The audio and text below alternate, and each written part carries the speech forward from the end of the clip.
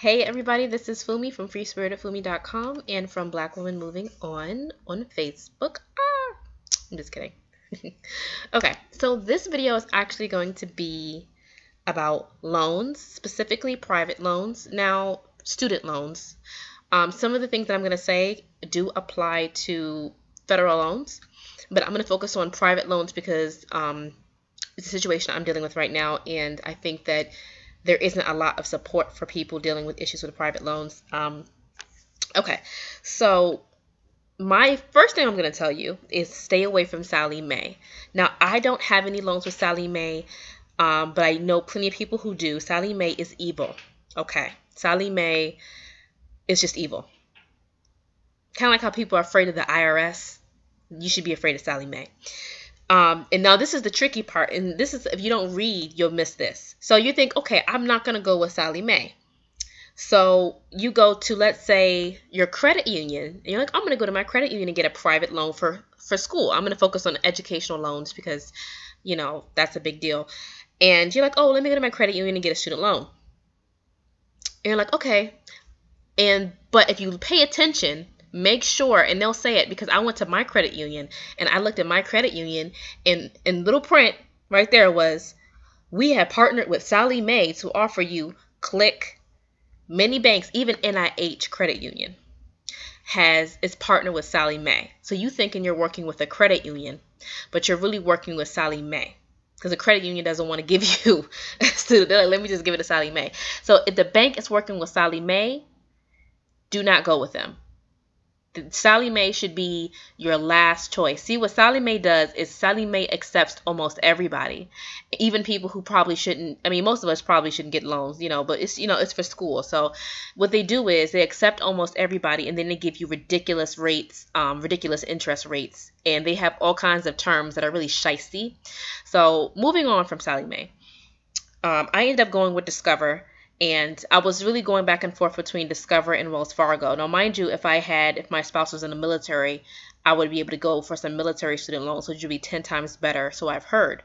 But I ended up going between, I had exhausted my federal. I didn't exhaust it. It's just, you know, well, let's keep it general. So I was between Discovery and Wells Fargo. And when you get a private student undergraduate loan, you need to look at several things. You need to look at, you first need to know exactly how much you need to borrow. Do not overborrow. It's not worth it. Borrow exactly the amount that you need, and that's it. Borrow money for what you know you can never pay for. Groceries and shopping money, do not borrow for that. Okay, so when you look for private loans, you need to make sure you know exactly how much. You need to look at the interest rate. Now, with interest rates, this is what you have to do. With interest rates, they're going to be variable interest rates, and they're going to be fixed interest rates. A fixed interest rate does not change at all. So if I sign to get a loan with 5% interest, I'm paying 5% interest on that loan every month. That is fixed. So 2 years from now, I'm still only going to be paying 5% interest. A variable interest rate means that they can change that number whenever they want. And let me tell you something, banks usually do not change it, do not lower your interest rates. They usually do not. They raise your interest rate. So when they say it can vary, they mean it's going to go up. It's just going to keep going up, up, up, up, up. So do not, if you can, do not pick the variable interest rate. And what they'll do is they'll be slick. They'll give you, let's say okay, you qualify for this loan. Here's a 5% variable interest rate, or you can get the 8% fixed interest rate. Now, what are you going to pick? If you pick the 5%, I'm not going to call people names. Don't pick the 5% interest rate that is that's a variable interest rate. Why? Because, for instance, I called Discover, and I ended up doing a fixed rate. And I called Discover, and I was like, okay, for this 5% interest, it's variable, right? It changes, right? She's like, yeah, it changes. You're all smiling and happy and stuff. And I'm like, okay, well, how often does it change? This woman, sweet woman, she sounds so nice too. She said, oh, it fluctuates every 3 months. Every 3 months. I said, okay. She's like, well, don't worry. There's a cap. I'm like, oh, what's the cap? And she's like, 18%. I said, oh, okay. So you mean to tell me that this loan changes, the amount that I have to pay for interest changes every 3 months. 3 months. And don't worry, the highest you'll ever charge me on a loan, no matter how small, will be 18% with a variable interest rate. Okay, so that means that you thought you were being slick and you take the 5% variable rate and your brother takes the 8%. 3 months from now, they call you, oh, we raised it to 8%. So now you and your brother are both paying a loan with 8% interest. 3 months later, your brother is still paying that 8%. You're paying 12%. 3 months later, you're paying 14%, 15%, until you're all the way up to 18%. And guess what? They can legally do that because you signed up for a variable rate. So my advice is to stick with fixed. You know, I mean, especially most people, if you're going to a private loan, it's because you expect to pay it out over time. Another thing you want to look out for outside of interest, you need to know about deferment. Just because you're getting a loan, and this is how students get tricked. Just because you're buying a loan, or you're getting a loan to pay for school, does not mean that you're not going to have to pay back that loan for school. So let's say you need $6,000 to pay for the whole semester, right, of school. If you don't make sure you know about the payment plan, I don't mean interest, I mean the actual pay. When do I pay this back?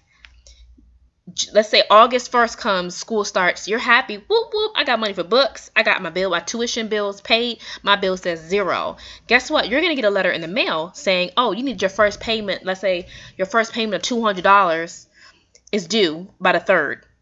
And it's August 1st. And you're like, whoa, I just got a loan to pay for school. Why are you contacting me? Because you didn't make sure that you knew the payment plan. The best thing if you're getting for undergraduate loans to get a deferred, you get deferred payment. It should have, now all of them don't have that option. It should have a deferred payment option so that while you're in school, you don't have to pay back any of the money on the principal, which is the main whole amount, because there's interest and then there's your principal main amount. You don't have to pay it until 6 months after you've graduated from that degree program.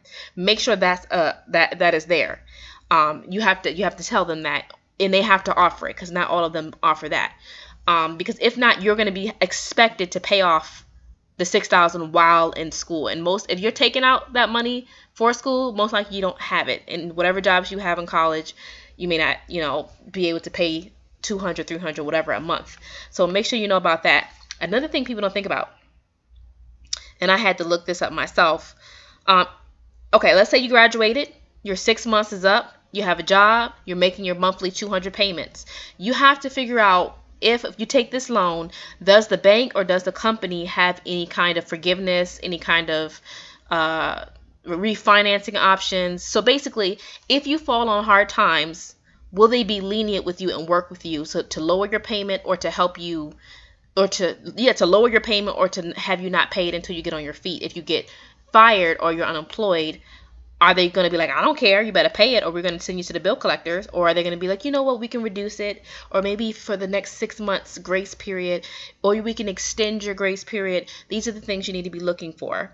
Now, one of the biggest mistakes I didn't make, well, technically I'm not done yet, but one of the things I made was listening to some of my family members, and they are right about many things, but you got to understand that older generation, they didn't have to take out loans for college. They paid their way through school because school was so much more affordable. They could pay their way through school. Very few people can pay their way through school. It's too expensive. So what I'm trying to say is I had different part-time jobs, and I wanted to start paying off my federal balance. So when I went to my elders and I asked them, I said, what do you think? Because I got their opinion. They told me, don't pay off your balance. Don't worry. Just worry about it when you get out of school. Just worry about it later. Don't pay it off, which was stupid. I should have started to pay off my interest from the moment I got any money. If you're in college and you have a part-time job, it doesn't matter if it's $20, $30, $40, $50. I say 50, at least 50. 50, that's half of 100. You should at least be putting down $50 a month, if not more, to pay off your interest, as well as and if you knock out your interest, then maybe you can even start on your principal balance, or the entire part of your loans. So I'm going to do a part 2 to this video because it's getting long. Stay tuned for part 2 with the loans, because I'm going to have company soon. So bye-bye. Oh, it's still going.